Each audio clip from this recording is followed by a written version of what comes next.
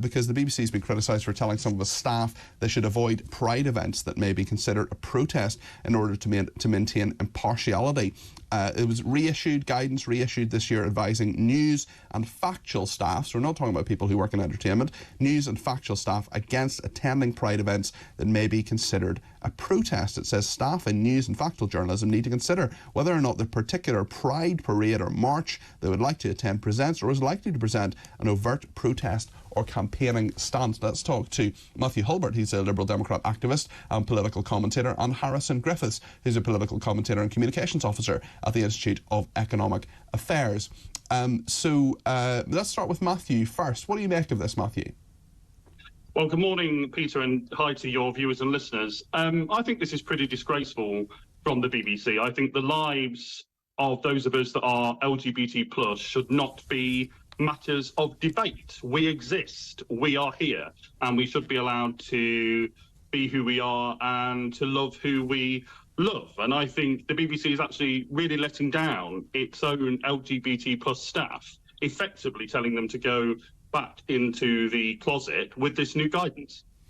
Interesting thoughts there. Harrison, what do you make of what Matthew said?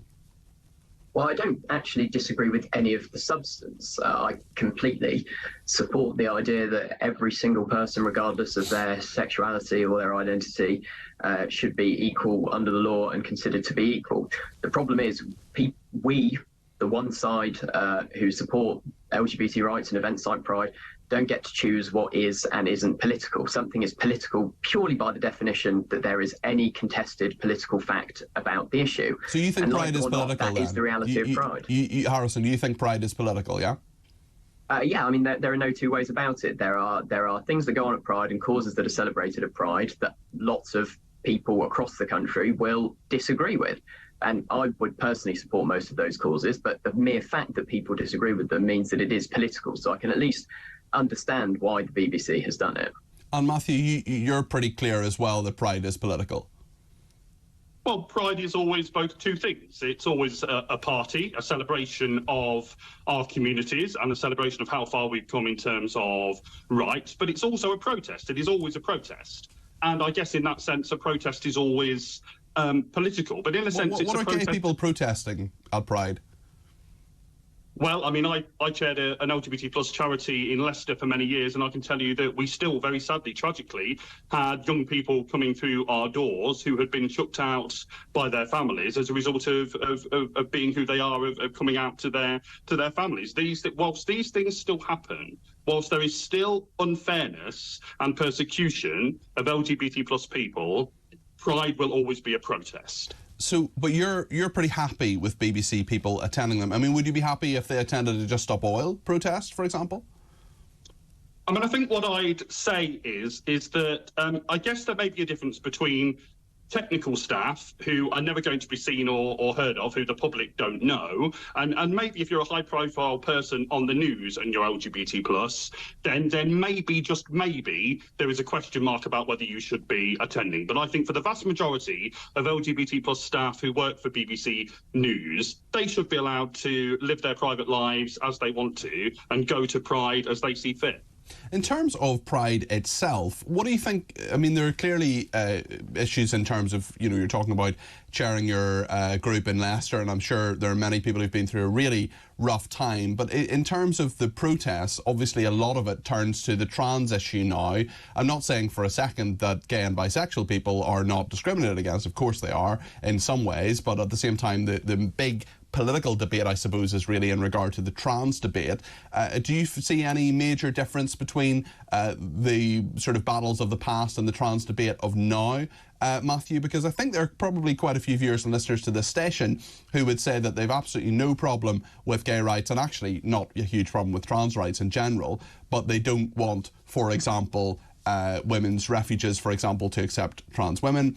And perhaps the age-old debate now about changing rooms and so on. So there's probably a lot about Pride that they agree with, but then there are aspects of the trans debate that they perhaps don't agree with. Well, what I'd say in answer to that is that, again, at the LGBT Centre in Leicester, we worked a lot with trans people. And these are people who just want to live their lives as who they know themselves to be. That's all they want. They just want to be able to go about their lives and do their jobs and meet their friends and, you know, do the things that we all of us want to do. And sadly, very tragically, in my view, trans people have become part of a culture war. They've become a political football between the left and the right. And we forget that these are human beings. These are human beings who, you know, have come to the realization that who they were born as physically is not who they know themselves to be. And I think this is a group that are persecuted enough without having to be some kind of political football. I wonder, Harrison, if you had someone, I mean, Matthew's made the distinction there between people who are perhaps technical staff who aren't known to the public, but then those who are maybe in news and current affairs, for example. I mean, if you had someone, a well-known news presenter, for example, holding up a sign saying, you know, trans rights or human rights at a pride parade, how would that make you feel in terms of paying your licence fee? Well, I think the licence fee ought to be abolished either way, and whether they support the trans cause, which I do, or don't, kind of makes no difference to me. This is the core problem, really, when it comes to the BBC, is we're having this discussion here, and it's quite difficult and technical, and it rests on grey lines, because we're trying to define what is and isn't political, what it means to be impartial and what it means not to be impartial. But the reality is it's impossible. No one can be perfectly impartial. And the only reason the BBC naively attempts to present itself as impartial is it's because it's in receipt of taxpayers' money. We are forced to pay for it. The simple reality is, and we you know, the Institute of Economic Affairs has been banging on about this for years, is that no other TV station would behave exactly in this way in rigorous pursuit of impartiality. The BBC shouldn't really be meddling around in what people do in their private time, even, I would argue, high-profile presenters. What has to change is that the BBC should stop, you know, they should drop this veneer of impartiality, and the only way they can do that is if, well, we change the model of funding for the BBC so that people don't have any reasonable expectation of impartiality. Harrison, you mentioned high-profile presenters there. Was that a reference perhaps to the Sun story today? I wonder what you make of that.